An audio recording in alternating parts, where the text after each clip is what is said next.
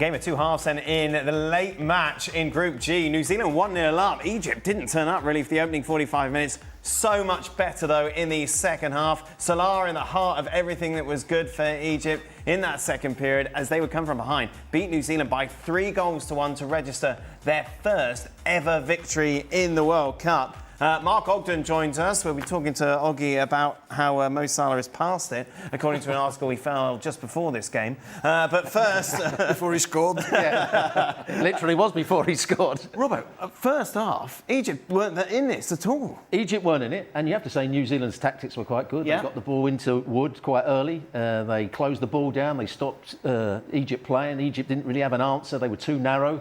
They didn't get the ball forward into the front players quickly enough. Salah couldn't get involved in the game. And it looked as though New Zealand were going to score another one or two because they, on the counter-attack they were good and they got balls in the box. Wood was dominant. But it all changed in the second half, didn't it? Why did it change?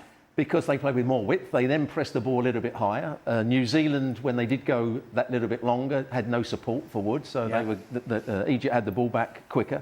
They changed Mo Salah's position slightly from the number 10 and he sort of played through an inside right, so it was easier for him to get the ball and he could come in off that right-hand side and play little 1-2s like he did for his goal. Yes. And they played at higher intensity. Yeah. And the game changed completely and they deserved their victory in the end. Yeah, the intensity really upped, didn't it, in that second half, Mark?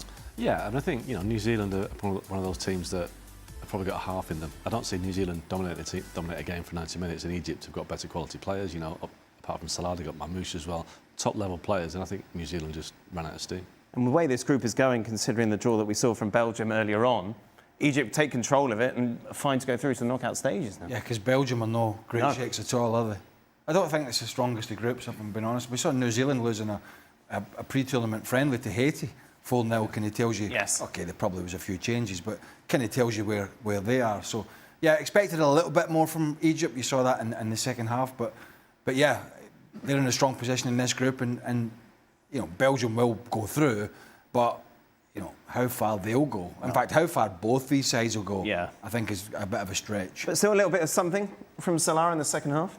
Yeah, so basically just he heard you were writing a column. Somebody phoned them. Somebody shouted it past. You know those messages that passed on? Ogden's writing a negative column. No. About old people. No, listen.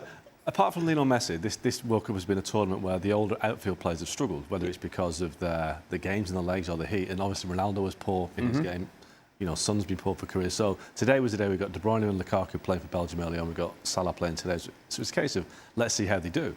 Now, Lukaku and De Bruyne were pretty poor for Belgium. Yes. They looked like players that had come to the end. I mean, Belgium's golden generation, this is their fourth World Cup now, and it looked like they're carrying the burden of that team that failed to deliver. They struggled. And Salah, struggled for the first half an hour, but he showed his class second half. He delivered. Egypt had never won a game in the World Cup before. Yeah. He was the reason they did. He's one goal away from the all-time record of Egypt's all-time scorer, which is held by the coach. So he might drop him for the next game.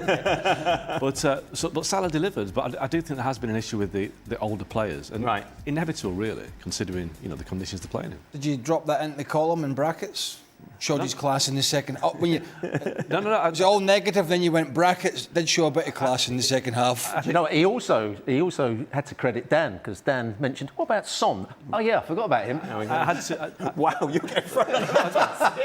Luckily, I'm giving you some credit for once, Dan. Luckily, I wrote my intro at the end, so it's all very positive about Mo Salah. You've got to wait till the end. I'm not one of these guys who writes it before the game. Right, I see. Well, you're typing away with that. Right, tell them rewriting rapidly.